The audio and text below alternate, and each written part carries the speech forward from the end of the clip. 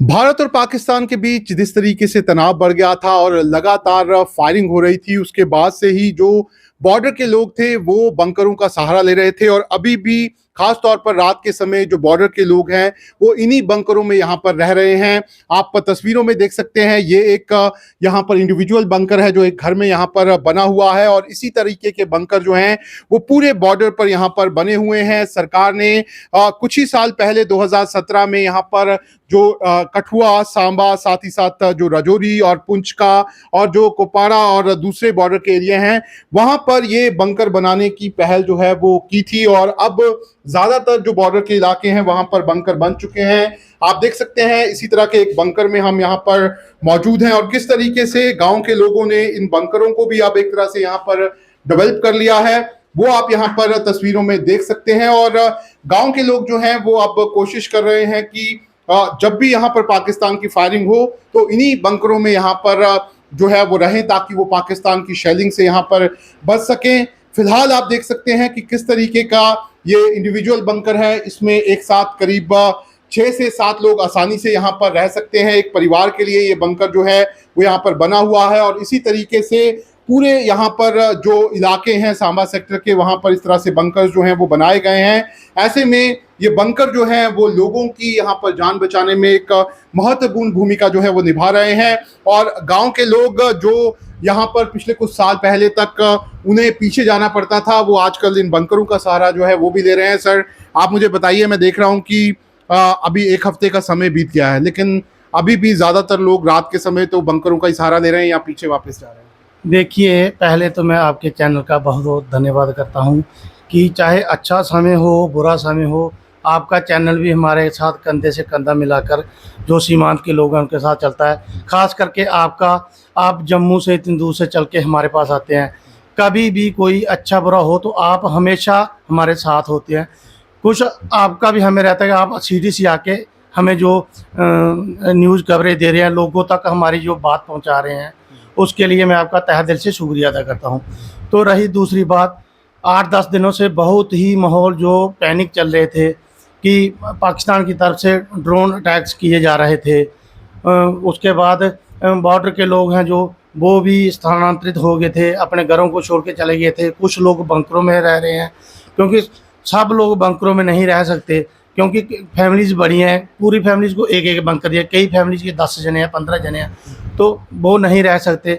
लेकिन कुछ लोग ऐसे हैं, बच्चे हमेशा डरे और सहमे हुए थे। तो ख़ास करके जो जहाँ बॉर्डर्स के लोग थे, इन्होंने जो अपने बच्चे थे, इनको अपने रिश्तेदारों के घरों पे या कहीं और पे छोड़ रखा। लेकिन इस बार कुछ माहौल ऐसे बने कि बॉर्डर से ज़्यादा ऊपर एरिया में ज़्यादा खतरा हो गया था। अच्छा, लेकिन मैं ये बंकर जो हैं कितनी, मतलब एक तरह से अगर मैं सेफ्टी की बात करूं, क्या महसूस होता है अगर कोई बंकर में आ जाता है? उसको लगता है कि हाँ, कुछ ना कुछ हद तक तो मैं सेफ हूँ। बंकर में आने के बाद ऐसा लगता है कि अभी हम 100% सुरक्षित हैं, क्योंकि सुरक्षा की बात यह है कि जब हम बंकरों में आ जाते हैं, ख़ास तौर पे ये रहता है कि इस माहौल में बिजली तो होती नहीं, लेकिन अगर पूरे बंकर में पूरी फैमिली एक जगह इकट्ठी होती है, एक पंखा चलता हो तो रात भर आप आराम से गुजर बसर कर सकते हो। ये नहीं कि माहौल ऐसे हैं तो हम ये नहीं सोचेंगे हम बंकर में बैठे हैं, सोएंगे, जो करें। इस माहौल में बैठ के भी रात गुजारनी पड़ती है।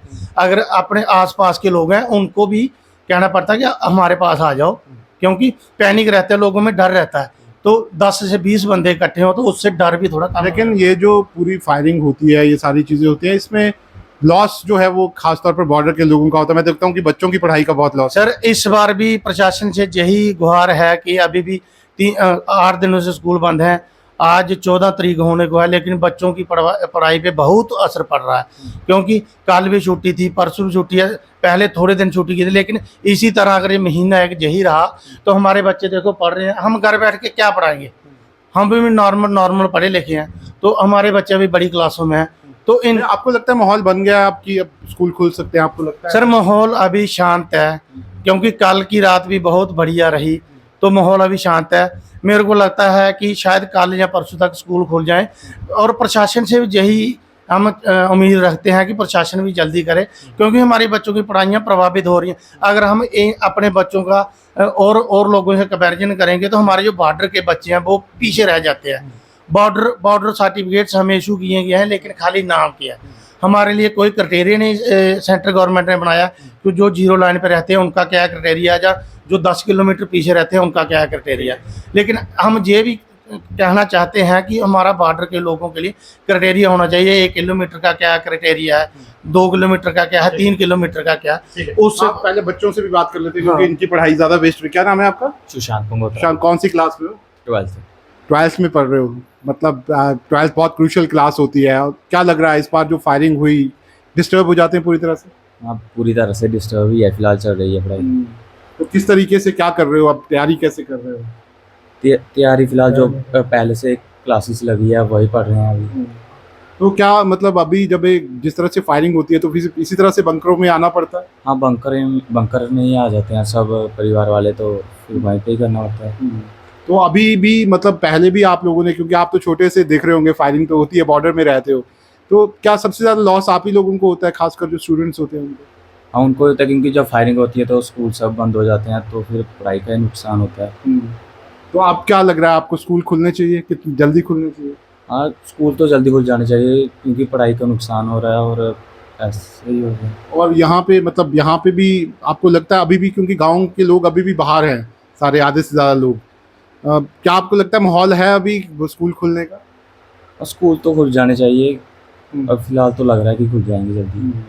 तो किस तरीके से, मतलब अगर मैं बात करूं, आपकी जब पढ़ाई इफेक्ट होती है तो क्या करते हो फिर? कैसे मतलब अपना सिलेबस, ये सारी चीज़ें कैसे पूरी करते हैं आप लोग?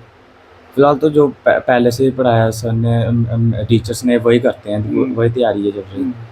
तो वही करते हो सारी चीज़ें, लेकिन इफेक्ट होता है बहुत सारा। इफेक्ट तो करते हैं। तो सर मतलब इफेक्ट होता है, बच्चों की पढ़ाई देखते हैं हम, बहुत मतलब मुश्किल हो जाता है। तो क्या आपको लगता है कि सरकार को कोई अल्टरनेटिव रखना चाहिए जिससे कि बच्चे जो हैं वो डिस्टर्ब ना हो? सर इसका अल्टरनेटिव यही है कि जो जितना इनका पढ़ाई का लॉस हुआ है तो एक्स्ट्रा क्लासेस लगा के इनका जो पिछली पढ़ाई है उसको रिकवरी की जा सकती है। लेकिन एक्स्ट्रा क्लासेस लगा के, जैसे नॉर्मल क्लासेस लगती है वो नहीं, उससे आधा घंटा 1 घंटा अलग से बच्चों को पढ़ाएं। क्योंकि मैं ये नहीं कहता कि हमारे बच्चों की इस बार पूरे जम्मू कश्मीर के बच्चों की पढ़ाई पे असर पड़ा है। पहले जब फायरिंग होती थी तो खाली बॉर्डर के लोग इससे होते थे, तो अब जो हुआ है, अब पूरे जम्मू कश्मीर में पूरे बच्चों की पढ़ाई प्रभावित हुई है। तो अब जो जिस तरह का माहौल है, 1 हफ्ता बीत चुका है, आप क्या सोच रहे हो? आपके मन में क्या आ रहा है कि पाकिस्तान अभी भी कुछ कर सकता है, या आपको लगता है कि नहीं, शांति रहेगी? सर इसके बारे में कुछ भी नहीं कहा जा सकता, क्योंकि हर एक देश की अपनी अपनी ओपिनियंस होती है। हमारे देश के अलग संविधान है, कानून है, उनके देश के अलग संविधान है, कानून है।